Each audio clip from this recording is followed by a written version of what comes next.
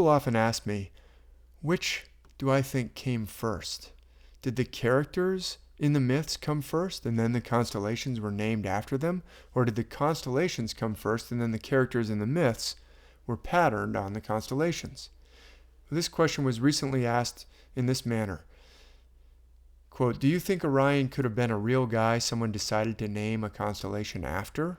Or was the name just made up for the constellation and the story made up for it only later? End quote. Well, I'm absolutely convinced by an overwhelming amount of evidence that there was once, in remote antiquity, a worldwide system in which specific constellations and other heavenly bodies, such as the visible planets, were seen as having specific characteristics, and that this ancient worldwide system used these specific heavenly figures in order to convey truths to us about our present situation in this life. Truths which also involve our connection to the invisible world, which is the realm of the unseen gods. So which came first?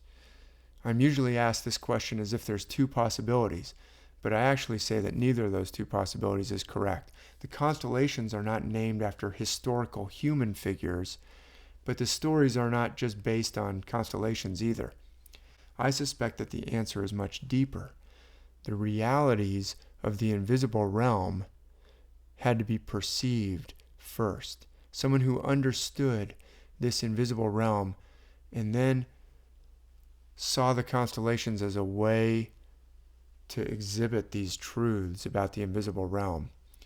Various constellations were seen as exhibiting characteristics pertaining to real powers in that invisible realm. Then the stories were based on the stars in order to, quote, show us those realities about a realm which we cannot see with our physical senses. To give you some evidence to back up that interpretation, let's look at the myth of Perseus, and we'll look at the constellation Perseus. It's convenient that in this case, the myth and the constellation have the same name, so we can be pretty certain as to who's playing the role of the hero Perseus in this myth. Is it possible that this constellation was named after a historical figure named Perseus? No. It can be very clearly shown that the characteristics of Perseus in the story come from the constellation itself. And I'll show you some evidence of that. Perseus is a mythical figure intended to teach us profound truths about our own situation and our own connection to the higher realm and our higher self and the invisible realm. He's not a literal or historical figure. Perseus is actually the son of a mortal woman and a divine father. In this case, the divine father is the god Zeus, and the mortal woman is a beautiful maiden named Danae. Different people pronounce her name different ways, but I'll say Danae. So he's the son of a mortal woman, Danae, and a divine father, Zeus. According to the ancient sources, the beautiful Danae was the daughter of King Perseus of Argos, who had learned long ago from an oracle that the son of his daughter would slay him and take over the kingdom. So in order to prevent Danae from having a child, Perseus locked her in a brass chamber deep underground where no man would ever find her. However, the god Zeus became aware of the beautiful maiden locked within this brass chamber, and so he transformed himself into a shower of gold, which poured through the cracks in the ceiling or the air holes at the top of the chamber and down onto Danae, and from this union Perseus was conceived, and in due time the child was born.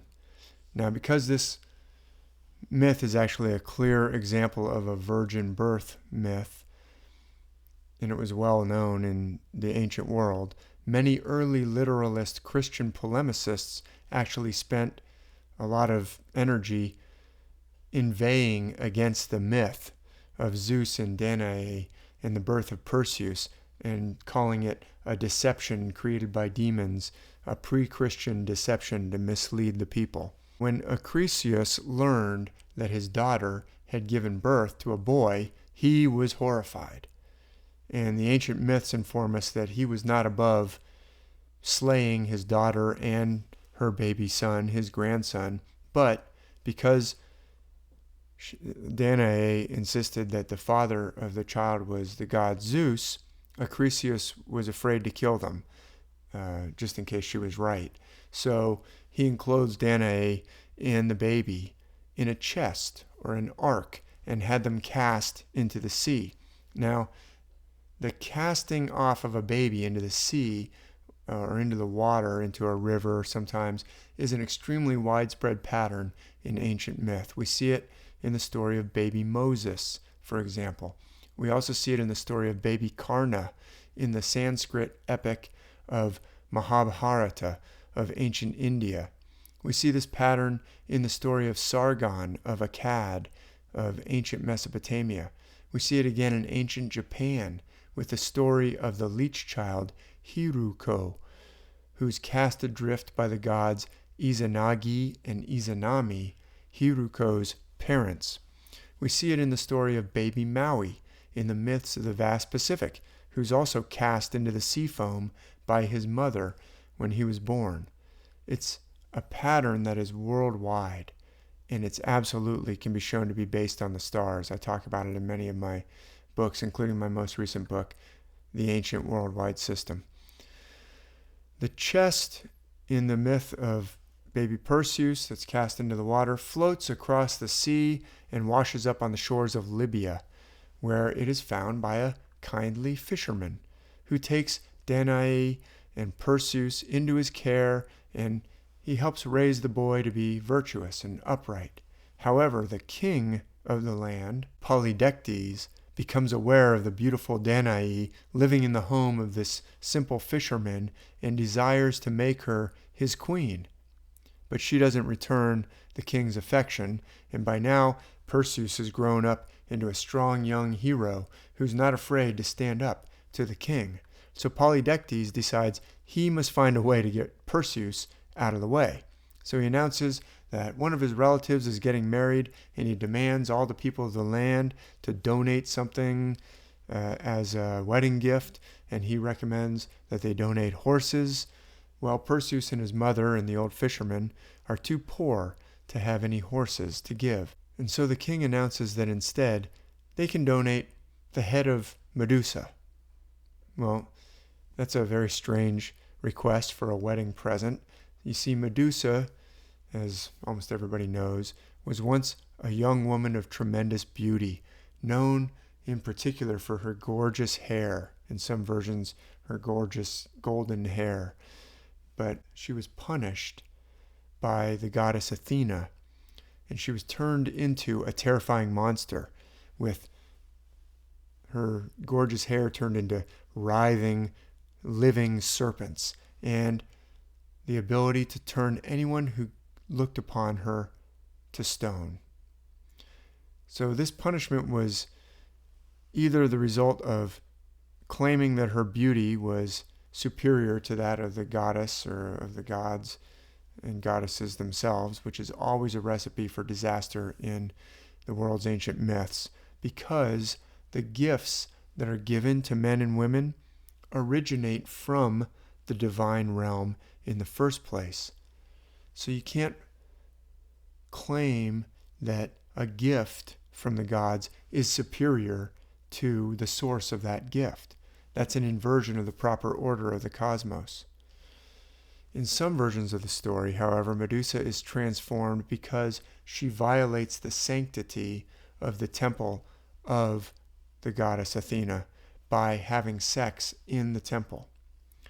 So Medusa became a monster and was banished to a remote island where she lives with two Gorgons sisters who also have the serpent hair and the ability to turn mortals to stone, and who have wings. They can fly, but they are immortal and incapable of being slain.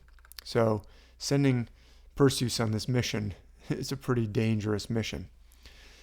In some versions of the story, Perseus has been boasting that he's not afraid of anything or anyone, including Medusa or the Gorgons. So when King Polydectes hears that, he says, well, you can donate the head of Medusa as a present instead of horses. Perseus confidently says, okay, I'll do it. So he sets off on what the king is certain will be an impossible mission. Now, note that Perseus would have failed this mission if he had not received help from the realm of the gods. However, as he's traveling around in search of Medusa and the Gorgons, he's met by the goddess Athena herself, along with the god Hermes, who provide him with divine help, without which he would certainly have perished. Athena provides Perseus with her brightly polished shield, which he can use as a kind of mirror in order to guide his hand to slay Medusa, since he can't look upon her directly, or he would be turned to stone, as the goddess explains to Perseus. He didn't even understand all the details about Medusa and the Gorgons. In some versions, she actually gives him a mirror, not a polished shield, maybe a polished shield and a mirror. But Hermes gives Perseus a curved sword, an adamantine sword, hard enough to cut through the scaly skin of the monster, which is impervious to ordinary weapons.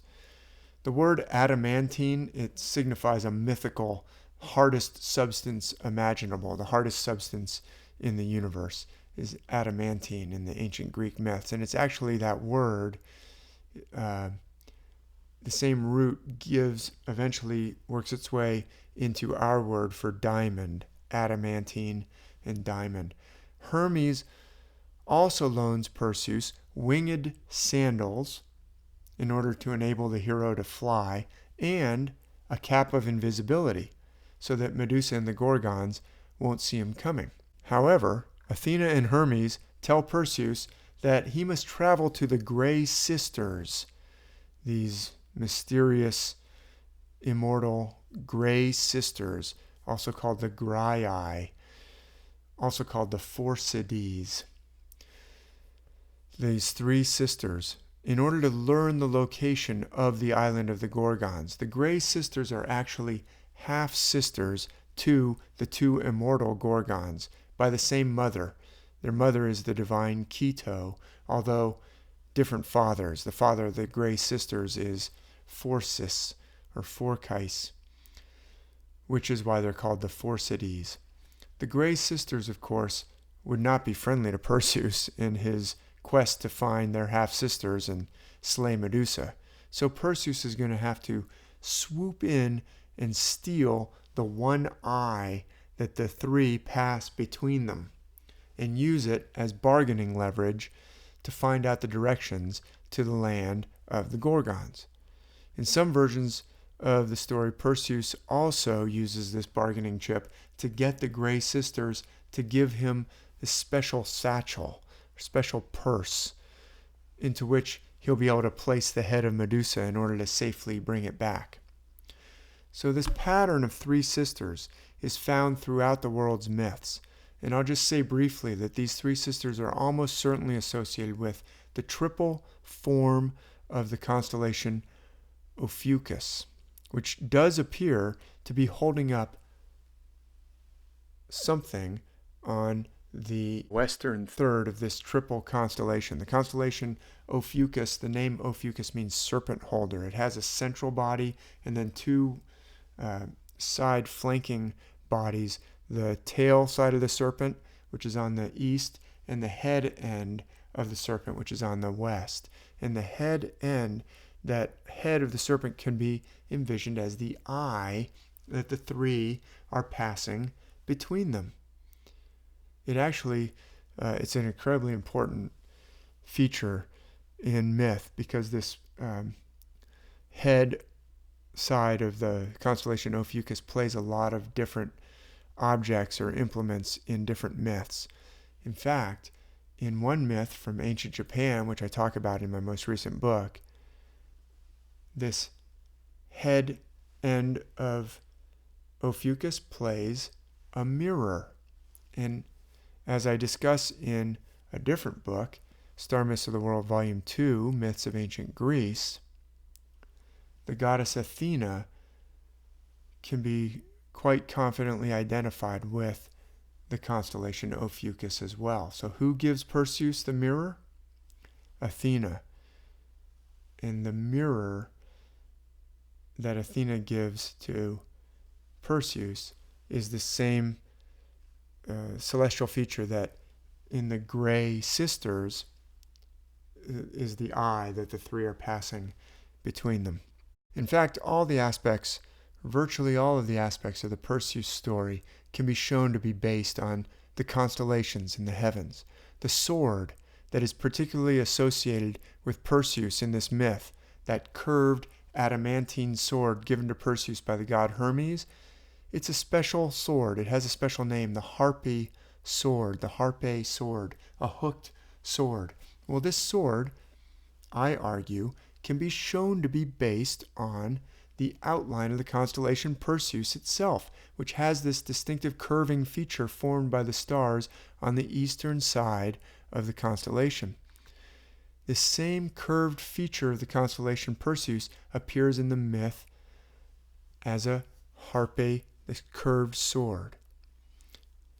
However, in the story of the Garden of Eden, in Genesis chapter 3, the constellation Perseus plays the role of one of the cherubim, who are described as being placed at the east of Eden in Genesis 3, verse 24, and who are said to have a flaming sword which turns in every direction. That's a reference to the same curving sword of Perseus, the same feature of the constellation which can be described as turning in all directions.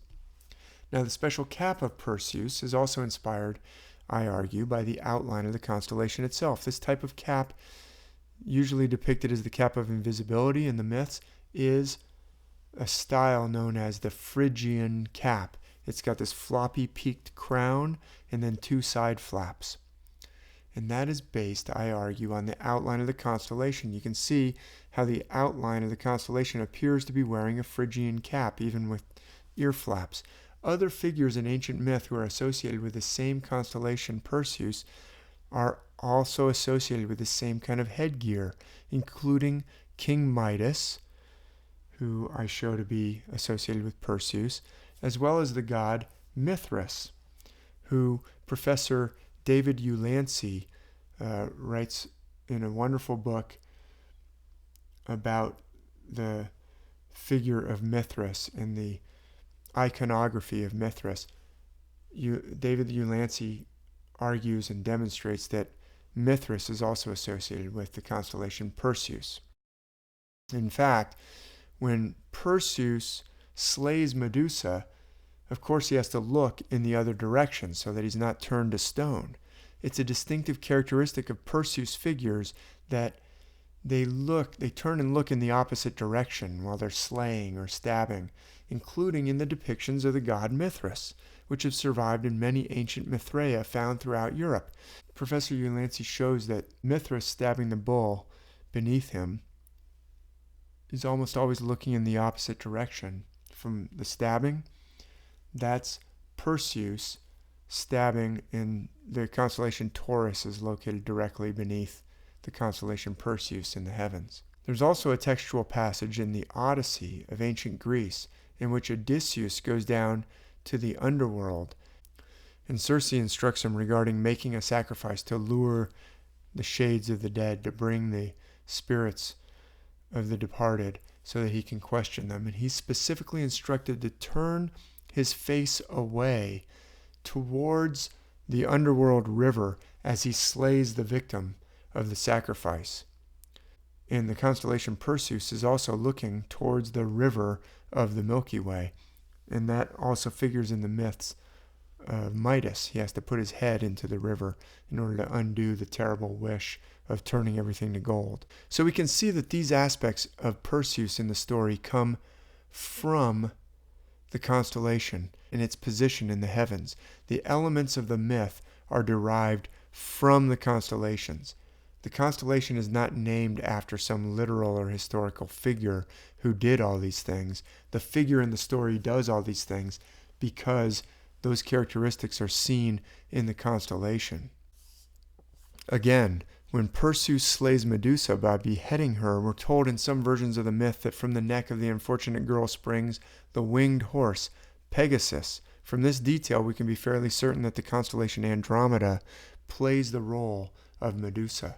Andromeda is immediately adjacent to Perseus in the sky, and Andromeda can in fact be seen as lacking a head. It can be envisioned as lacking a head. Her neck basically ends at one corner of the great square of Pegasus.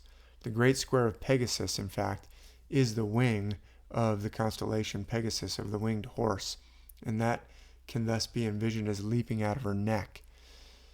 And we're told in some ancient versions also that in addition to Pegasus leaping out of the neck of Medusa, a youth named Chrysaor also springs forth from her neck after Perseus cuts off her head. Chrysaor means golden sword, and Chrysaor is the constellation on the other side of Andromeda. Andromeda is flanked by Pegasus on one side and Perseus on the other side. So Perseus plays the role of Chrysaor as well. I know that might seem a little confusing, but actually in the ancient myths, the same constellation can play more than one character in the same myth. It's actually quite common. So from that we can be pretty confident that Medusa corresponds to the figure of Andromeda. Pegasus leaps from her neck after Perseus cuts off her head. He has to look the other direction while he's doing so. And then the other Gorgons chase Perseus away. And I've talked about how the ancient depictions of the Gorgons, their posture, clearly identifies them with the constellation Hercules. The constellation Hercules can also play female figures, including the Gorgons, the immortal Gorgons that chase Perseus. He's able to get away because of his winged sandals and his cap of invisibility. But I've talked about how they're actually they're separated in the sky such that when one is rising from the east, the other starts to sink down in the west. That's actually happening right now. You can see Perseus rising in the east and Hercules is sinking down in the west. And this dual horizon action, I call it, is sometimes envisioned in the myths as one figure chasing away another or pursuing another. So I would argue that the episodes in the myth of Perseus, all the other episodes in this myth, can also be shown to be based on the stars in the heavens, and I discuss them in my book, Star Myths of the World, Volume 2, Myths of Ancient Greece. But the important thing to consider is the question of why the myths use these metaphors.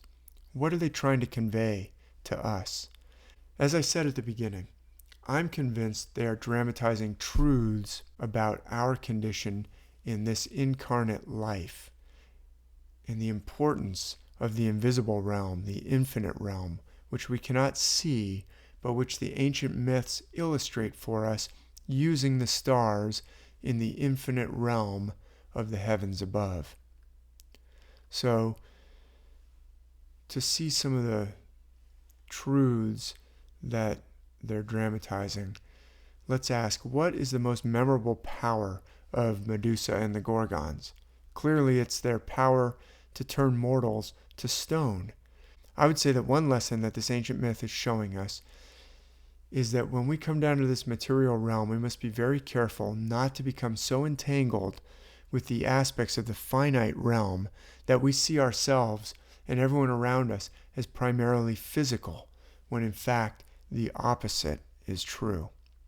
When we identify solely with the material, it's like being turned into stone, into an object, something that's only physical and with no spiritual aspect. When we see others based completely on their physical form, we commoditize them, we deny their spiritual nature, we objectify them. This kind of approach actually has a reciprocal impact on ourselves. When we deny the reality of the spiritual nature in others, we tell the same lie about ourselves. And that's a constant temptation in this material life. It's very easy to commoditize others and to commoditize ourselves as well. How do we avoid this terrible danger, this terrible trap? How do we avoid that fate? Well, the myths show us that we need the help of the divine realm. Perseus needs the help of Athena and Hermes when he goes to encounter Medusa and the Gorgons. He needs to be open to listening to the gods. He needs to perceive their presence and be able to accept their gifts. If he didn't get that help from the goddess Athena and the god Hermes, Perseus would undoubtedly have been turned to stone in his encounter with Medusa and the Gorgons. In this life, we're facing the identical challenge as that faced by Perseus, illustrated in this myth. Without the ability to perceive the presence of the divine and receive the help of the gods, we cannot make it through our encounter with the material realm, which by its nature implacably and inexorably works at all times to reduce everything to a commodity, to an object, to mere matter. However, as the ancient myths demonstrate, the gods stand ready to help us, to give us the tools that we need in this struggle.